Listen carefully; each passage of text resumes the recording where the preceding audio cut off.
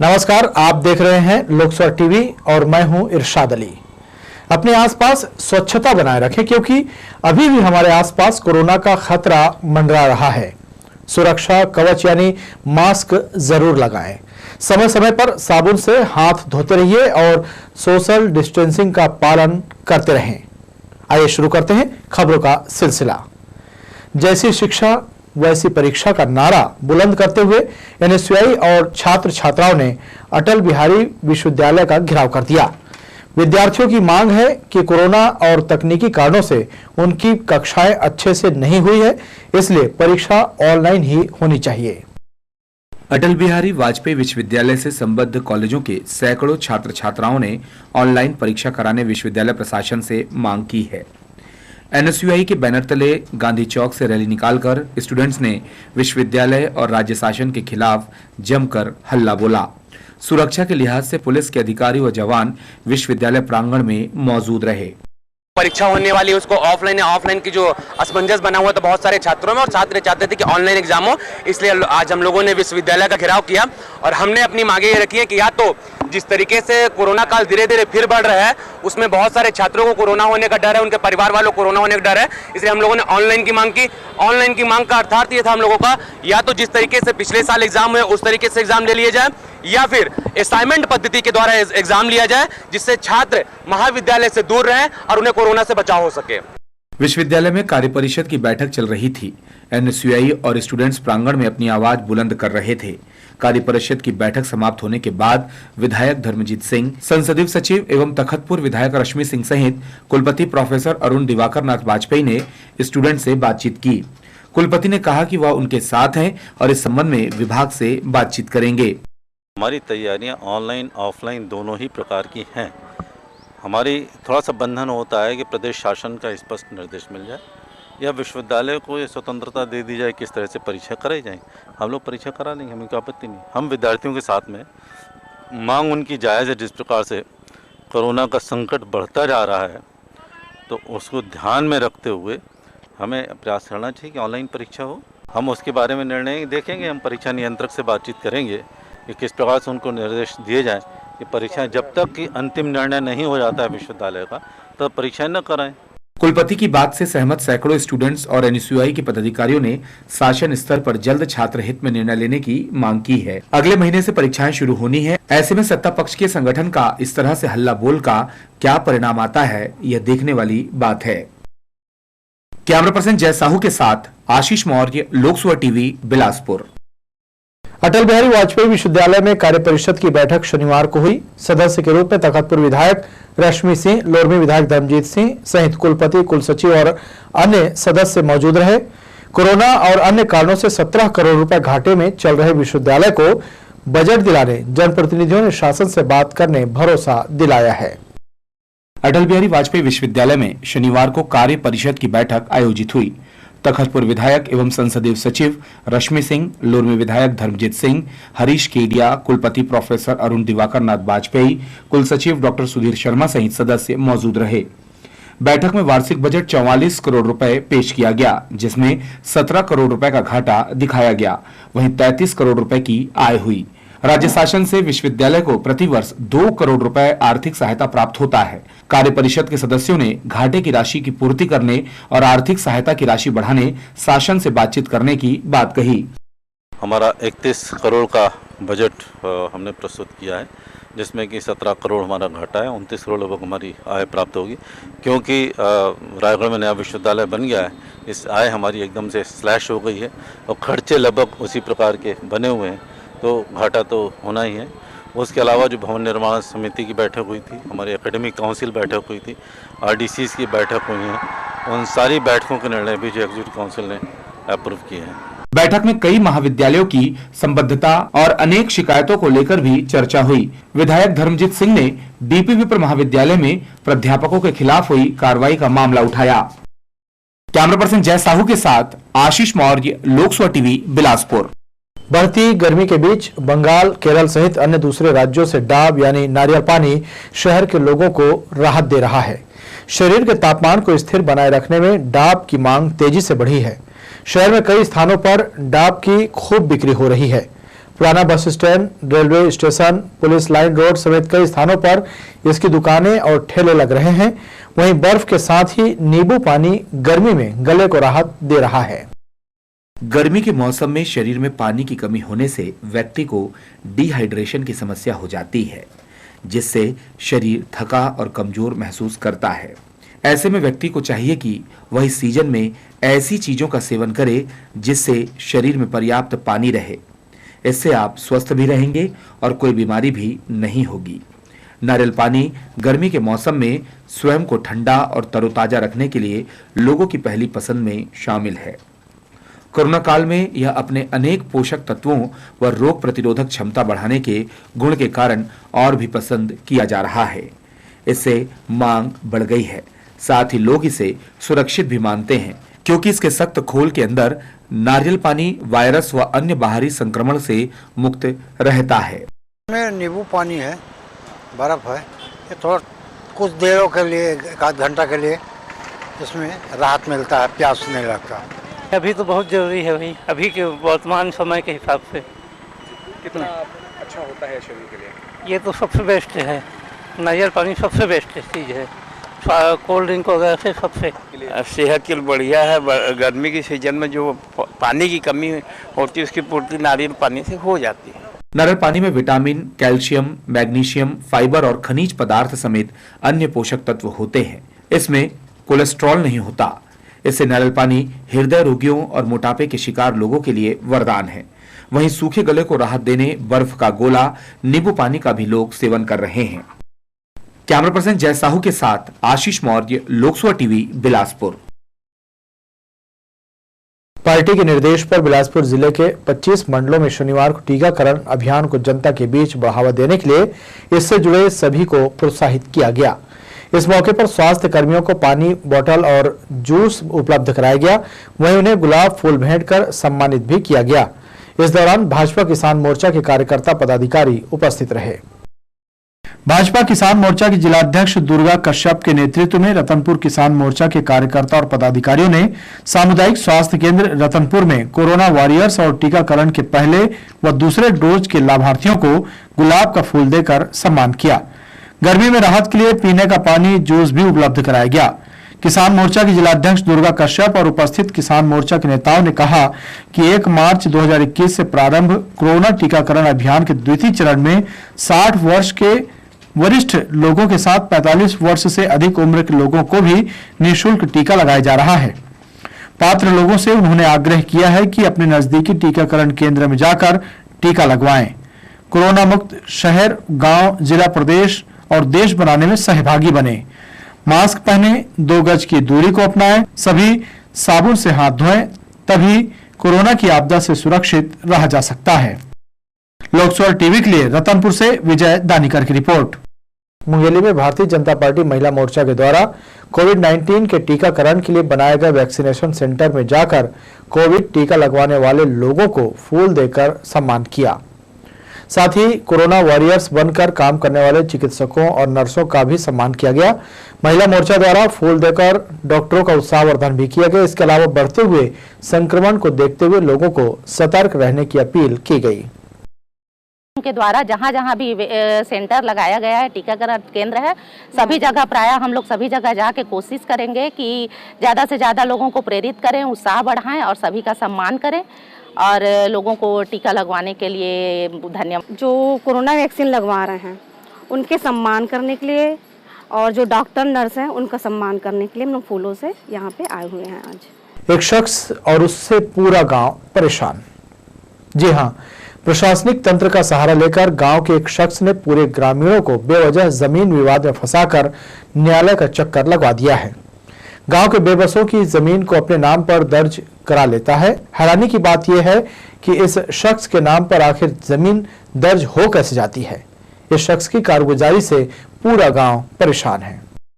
मुंगेली जिले के पथरिया विकास खंड का एक छोटा सा गांव है मंदवानी। सरगांव थाना क्षेत्र में पड़ने वाले इस गांव के ग्रामीण आज अपनी मुफलिसी और हालात से मजबूर हैं।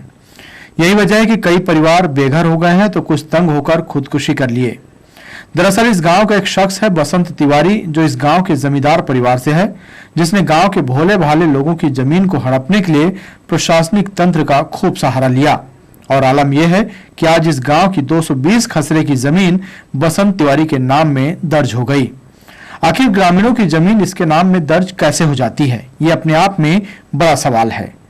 इस सवाल का जवाब लेने जब हम गांव पहुंचे तो पता चला कि इस गांव का हर एक शख्स बसंत तिवारी के नाम से परेशान है। न्यायालयीन प्रक्रिया और थानों के चक्कर में उलझाकर यह शख्स लगातार ग्रामीणों को परेशान करता है। न्यायालय में ग्रामीणों के लिए तारीख पर तारीख होती है, पर इंसाफ के लिए इन ग्रामीणों के पास संपत्ति और कोर्ट में लड़ने के लिए पैसे नहीं हैं। साथ ही यह शख्स ऐसे लोगों को पक्षकार बनाता है जो अब इस दुनिया में ही नहीं है। अब अगर कोई ग्रामीण इस शख्स के खिलाफ आवाज उठा दे तो रसूखदार होने की वजह से वह थाना में उसे चक्कर लगवा देता है। यही वजह है कि ग्रामीण इसके कारगुजारी से परेशान है और लगातार शिकायत भी कर रहे हैं, लेकिन उन्हें सुनने वाला कोई नहीं है। मेरे जमीन को हो बसंत तो हरा पड़ा है बड़ा, वो 12 डिसमिल है, 32 डिसमिल जमीन ला, और जमीन मेरे खोती जमीन को मैं ले चुका हूँ, घुंडू से लिया हूँ, समीरा से लिया हूँ, पिताजी घुंडू ना है जाने। अब एक कहते मेरे जमीन है कि बसंत तिवारी है, अब अपन कब्जा कर रहे हैं। अब मैं प्रवानी संशोधन सब हुई, स्टाम्प भी सब में धरे हूँ, पेशी अब का करो, पेशी रेंग रहा था। गरीब आदमी जात हन पेशी माँ, हर पेशी माँ ईडीओ लगाई, ईडीओ ले फिर तहसीली में लगाई, से तहसीली ले फिर ईडीओ में लगाए। हम तक एमा ईडीओ में जीत गए हैं, अब एमा तहसीली में तक जीत गए हैं। और ये घूठिया हमार खेती और फिर हमार गांव के एक जन के खेती नपवावा थे, और मोरे चे कह के और फिर मंदवानी घूठिया खैरा सबके लिए लूटा थे। हम गरीब आदमी का करे। कितना डिसमिल जमीन है? वो है 254 है, 2 एकड़ 54 डिसमिल। मेरा केस अभी हाई कोर्ट में चल रहा है। इसके पहले सिविल कोर्ट मुंगेली में चल रहा था, और मेरे खेत को 2-3 बार बेच के अपने नाम पर बसंत जी कर लिए हैं। उसके बाद भी मैं परेशान हूँ, दिन हो गए पेशी लड़ते लड़ते। जमीन किसके कब्जे में है? जमीन अब जो मेरे ही कब्जे में है जमीन। तो कैसे बेच देता है फिर वो? अब पता नहीं, फर्जीवाड़ा के दौरान बेच दे रहा है वो अपने नाम में चढ़ा के जमीन को। कैसा चढ़ा लेता है अपने नाम में वो? अब होगा उसका कुछ टेक्निक नहीं, कुछ भी तरीका अपन को पता नहीं है भाई। अपन तो किस आधार पे वो बोलता है कि वो उसकी जमीन है? अब हमारे पास भी पर्ची है, उसके पास पर्ची था, इसी बेस पे अपने नाम चढ़ा के बेच दिया। ऐसा नहीं है कि यहाँ होने वाली समस्या को लेकर ग्रामीण शिकायत नहीं करते, बल्कि हर विभाग के चक्कर भी काटे हैं। थाना में शिकायत किए लेकिन कोई कार्रवाई अब तक न होता देख ग्रामीण थक चुके। वहीं गांव के एक युवक ने भी थाने में इसकी शिकायत की, लेकिन कोई कार्रवाई नहीं की गई। बाद में युवक ने डीजीपी ऑफिस जाकर शिकायत की, तब जाकर पुलिस ने एट्रोसिटी एक्ट के तहत मामला दर्ज किया और उसे गिरफ्तार किया। इसकी वजह से इस गांव के किसान शासन के समर्थन मूल्य योजना का लाभ भी नहीं ले पा रहे हैं। जमीन हमारा है 50 साल से, लेकिन अचानक से बसंत के नाम में हो जाता है जमीन। हमको अपना पक्षकार बनाते हैं ना, हमारा जमीन है उसमें, उस आदेश में डायरेक्ट सीधा उसके नाम पे जमीन वो करोगे तो धमकी देते हैं पुलिस का, तो FIR कर लो, कुछ भी कर लो, कुछ नहीं है। मैंने मुंगेली में किया था, शिकायत किया था DSP मैडम का, छाबड़े मैडम के पास। उसमें स्पष्ट रूप से उन्होंने अपना बयान दिया है कि जमीन मेरा नहीं है, मैं देने के लिए तैयार हूँ। पटवारी ने जबरदस्ती मेरे नाम पे किया है। प्रशासनिक तंत्र का ऐसा क्या सहारा इस शख्स को मिला कि किसी और की जमीन को इस शख्स के नाम पर चढ़ा दिया जा रहा है। इस पूरे मामले में अधिकारियों की संलिप्तता भी नजर आती है। इस मामले में कलेक्टर ने कहा कि इस तरह ग्रामीणों को परेशान करना गलत है। इसकी जांच के लिए संबंधित अधिकारियों से कहा गया है और उसके खिलाफ तथ्य पाए जाने पर कानूनी और दंडात्मक कार्रवाई की जाएगी।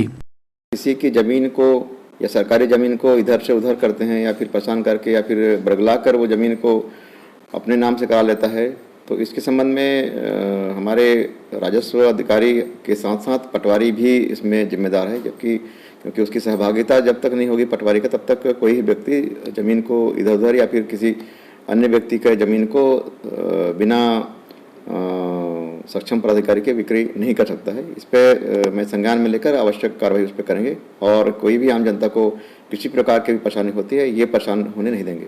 ग्रामीणों के हालात से जमकर खिलवाड़ किया गया है और इस खिलवाड़ में जो दोषी हैं उनके खिलाफ कार्रवाई तो सही है, पर इन ग्रामीणों की संपत्ति इनके नाम में वापस करना भी प्रशासन की जिम्मेदारी है, जिससे ये ग्रामीण अपनी समस्याओं और परेशानियों से निजात पा सकें। मुंगेली से लोकसभा टीवी के लिए मोहम्मद अलीम की रिपोर्ट। प्रधानमंत्री आवास योजना के तहत जिले के अलग अलग विकास खंड के ग्राम पंचायतों में आवास का निर्माण कराया जा रहा है। पिछले 2 महीने से पुराने अधूरे 1274 आवास को पूरा कराया गया है, मगर राशि उपलब्ध नहीं होने के कारण कई जगहों पर आवास का काम अभी भी अधूरा है। पहली किस्त जारी होने के बाद शेष राशि के नहीं मिलने से हितग्राही खासे परेशान हैं। जिला पंचायत सीईओ के अनुसार जिले में कुछ आवासों का काम पूरा कराया गया है, वहीं फंड की कमी के चलते कई काम आधे अधूरे हैं। फंड की आवक के साथ ही अपूर्ण कार्यों को पूरा करने प्रयास किया जाएगा। अभी मतलब 2016 से 20 तक हम लेंगे तो अभी हमारे जिले में 5000 आवास अभी रनिंग में है और पिछले 2 महीने में हमने 1274 आवास हमने कंप्लीट किए हैं और अभी लगातार रनिंग में है। और इसको भी जैसे जैसे हम प्रोग्रेस में लेके आ रहे हैं और फंड्स की बीच बीच में थोड़ा सा रुक जाते हैं, फंड्स वगैरह जैसे अवेलेबल होगा उसको भी हम कंप्लीट करेंगे। स्मार्ट सिटी परियोजना के तहत मल्टी लेवल पार्किंग के लिए कलेक्ट्रेट में कवायद शुरू हो गई है। इसके लिए पेंशन कार्यालय को शिफ्ट करने का काम शुरू किया गया है। पुराने कार्यालय भवन को मौके से हटाया जा रहा है, जिसे दूसरी जगह शिफ्ट करने की बात सामने आ रही है। गौरतलब है कि मल्टी लेवल पार्किंग को लेकर और भी तोड़फोड़ होने की संभावना बनी हुई है। मुख्यमंत्री भूपेश बघेल शनिवार को सम्मान कार्यक्रम में शामिल होने बिलासपुर पहुंचे। दोपहर 3 बजे जैन इंटरनेशनल स्कूल में उतरने के बाद सीधे कोर्टयार्ड मेरियट में आयोजित सम्मान समारोह में शामिल हुए। इस दौरान यहां खेल एवं युवा कल्याण मंत्री उमेश पटेल, नेता प्रतिपक्ष धर्मलाल कौशिक, लोरमी विधायक धर्मजीत सिंह, विधायक रश्मि सिंह, शैलेश पांडे, मस्तूरी विधायक डॉक्टर कृष्णमूर्ति बांधी, वरिष्ठ कांग्रेस नेता अशोक अग्रवाल सहित बड़ी संख्या में कांग्रेस भाजपा के दिग्गज नेता, प्रशासनिक अधिकारी, गणमान्य नागरिक मौजूद रहे। एक बार फिर से पलायन की वजह से गांव खाली हो गए हैं। गांव में मजदूर नहीं मिलने के कारण कई पंचायतों में मनरेगा के काम बंद हैं। शिकायत मिलने पर अब जिला पंचायत द्वारा संबंधित एजेंसी पर कार्रवाई की बात कही जा रही है। राज्य में मनरेगा के काम में जिला पहले नंबर पर है, मगर अब भी कई ग्राम पंचायतों में मनरेगा के अंतर्गत काम नहीं कराया जा रहा है। कई गाँव के मजदूर पलायन कर गए हैं, जिसके चलते उन गाँवों में मजदूर ही नहीं मिल रहे हैं। मनरेगा के तहत होने वाले काम इन पंचायतों में प्रभावित हो रहे हैं। कई जगहों पर तो तालाब गहरीकरण का काम मशीनों से किया जा रहा है। जब इस संबंध में जिला पंचायत के सीईओ से पूछा गया तो उन्होंने ऐसी जगहों पर संबंधित एजेंसी, रोजगार सहायक समेत सचिव पर कार्रवाई करने की बात कही है। बता दें कि सबसे अधिक तखतपुर विकासखंड के ग्राम पंचायतों में ऐसी शिकायतें सामने आ रही हैं, जिसके बाद जिला पंचायत के सीईओ ने अब उनके खिलाफ कार्रवाई करने का मन बनाया है। के द्वारा यह भी पता चले जो मतलब कुछ जगह में शिकायत आपने बताए थे, उस जगह को जांच करेंगे और वैसे होगा तो वहाँ का जो भी रोजगार सहायक और टीएस होंगे और एजेंसी जो भी पंचायत का सरपंच वगैरह होंगे जो भी इसमें इन्वॉल्व है सभी पे तो कार्रवाई होगी। गर्मी के दिनों में अक्सर तालाबों का पानी सूख जाता है। इस दौरान ही तालाब गहरीकरण का काम मनरेगा से कराया जाता है।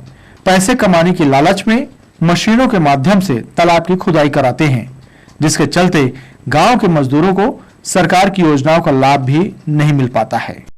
लोकसवर टीवी के लिए कैमरामैन राजा खान के साथ भूपेंद्र सिंह राठौर की रिपोर्ट। खनिज विभाग की उड़नदस्ता टीम ने मार्च महीने में कार्रवाई करते हुए सबसे ज्यादा रेत के अवैध परिवहन में लगे ट्रैक्टरों को जब्त किया है। रोजाना 5 से 10 ट्रैक्टरों को अवैध परिवहन करते हुए पकड़ा जा रहा है। आलम यह है कि सकरी और कोनी खनिज चौकी में जब्त गाड़ियों की लंबी कतार लग गई है। अब विभाग के पास और जब्ती वाहनों को खड़ा करने के लिए जगह नहीं मिल रही है। शनिवार और रविवार को अवकाश होने के कारण वाहन मालिक अपनी गाड़ियों को जुर्माना देकर छुड़ा नहीं पा रहे हैं। सड़क चौड़ीकरण का कार्य 9 दिन चले रहाई कोर्स की तर्ज पर किया जा रहा है। जिला मुख्यालय कलेक्ट्रेट के सामने महीनों से बनाई जा रही सड़क अभी भी आधी अधूरी है। इस कार्य को छोड़कर तोड़फोड़ का कार्य आगे बढ़ा दिया गया है। अब ये काम मुंगेली नाका चौक के आसपास किया जा रहा है। जिला प्रशासन और नगर निगम को इस ओर गंभीरता के साथ ध्यान देने की जरूरत है, ताकि जिला मुख्यालय के आसपास चौड़ीकरण के इस कार्य को समय रहते पूरा किया जा सके। कानन पेंडारी मिनी जू में नर हिप्पोपोटामस गजनी की मौत हार्ट अटैक से हुई है। पोस्टमार्टम रिपोर्ट के बाद अब जू प्रबंधन पशु चिकित्सकों से सलाह लेकर गजनी के बिसरा और ऑर्गन को उच्च परीक्षण के लिए Nanaji Deshmukh Veterinary Science University Jabalpur भेजा गया है। गौरतलब है कि नर हिप्पोपोटामस की मौत के बाद जू प्रबंधन भी सख्ते में है। पोस्टमार्टम के बाद इसे जू के अंदर दफना दिया गया है। गजनी को कानन पेंडारी जू में 13 मार्च 2010 को दिल्ली स्थित नेशनल जूलॉजिकल पार्क से लाया गया था। संजीवनी एम्बुलेंस 108 के द्वारा सिम्स दाखिल कराई गई अज्ञात महिला की उपचार के दौरान मौत हो गई है। बताया जा रहा है कि जांजगीर मुख्य मार्ग में महिला घायल अवस्था में मिली थी, जिसके सिर पर गंभीर चोट के निशान थे। इस मामले में सिम्स पुलिस चौकी में मर्ग कायम कर प्रकरण की अग्रिम विवेचना के लिए संबंधित थाने को डायरी भेजी गई है। हवाई सेवा संघर्ष समिति 4C कैटेगरी लाइसेंस की मांग को लेकर शनिवार को भी धरने पर रही। गौरतलब है कि धरना आंदोलन फिलहाल सप्ताह में 2 दिन यानी शनिवार और रविवार को ही किया जा रहा है। शनिवार को धरना के दौरान समिति के सदस्यों ने अपनी मांगों को लेकर प्रदर्शन किया। शिवसेना के प्रदेश प्रमुख धनंजय सिंह परिहार के नेतृत्व में बेमेतरा से शुरू रैली शुक्रवार को शहर पहुंची। नेहरू चौक, पुराना बस स्टैंड, गांधी चौक में सभा कर शिव सैनिकों ने केंद्र और राज्य सरकार के खिलाफ आवाज बुलंद की। इस दौरान शिव सैनिकों ने केंद्र और राज्य सरकार पर बेरोजगारों के साथ छलावा करने का आरोप लगाया।